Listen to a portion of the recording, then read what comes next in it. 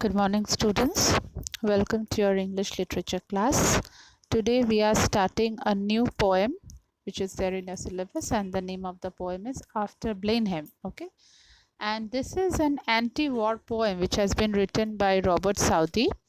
And in this poem, we get a picture of the horrors of war after the war has ended and the results which have been laid thereafter, and the next generation, the children who go through the consequences, what they think should be the horrors of the war are, and at the same time, how the mindset of the people are the of who belong to the victorious side. For them, it is like war brings about with it glorification of the dead, but at the same time we tend to forget the picture of horrors which comes with it. Okay, so here we have the mention of a war which has been fought between the British and the French, and the name of the place was of Blenheim, and this war was fought in Blenheim. And here we find a life story of a farmer and his two grandchildren who have found out the skull of the soldiers who were dead in the who died in the wars, and which have resulted to the children asking that what happened in the war. They wanted to be curious to knowing the stories of the war. Okay, so this is what the background of this poem is. So I'm just going through the poem in a short go. The details of the poem we will have a discussion in the live class.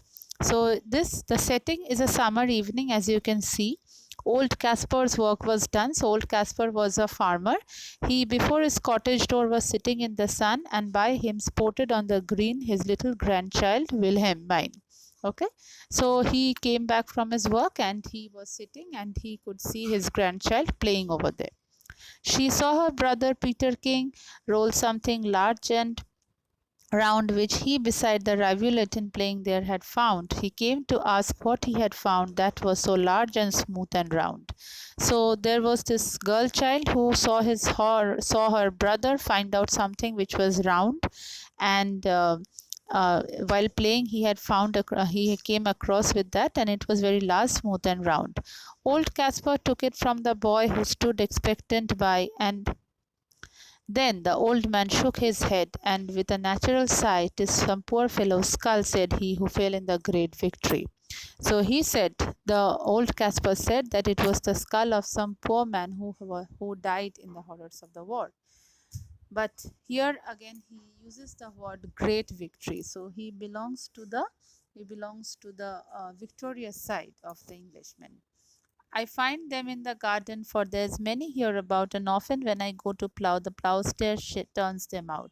So, as they go for farming, they come across this kind of skull, and this is quite a common thing now with the farming going on. For many thousand men said he was slain in that great victory. Now tell us what it was all about, young Peterkin, he cries, and little William looks up with wonder waiting eyes. Now tell us all about the war and what they fought each other for. So they wanted to know all about the war which the grandfather Caspar was telling them, and they were very curious to know about it. It was the English, Caspar cried, to put the French to rout, but what they fought each other for I could not well make out. But everybody said, quoth he, that it was a famous victory. So he said that I don't know myself also why the war was being fought, but everyone says that it was a great victory and English fought the French. My father lived in Blenheim then, you on little stream hard by. They burnt his dwelling to the ground, and he was forced to fly.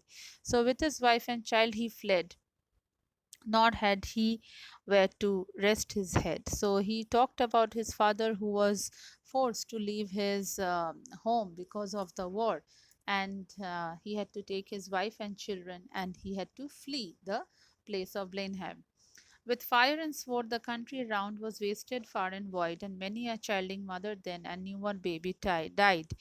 But things like that, must be at every famous victory. So he put emphasis on the fact that many children died, many women died, many small children also died, catering to the thought that there was the killing of innocents. But again, he says satirically that every great victory must have sacrifices like this of innocence. Okay, they say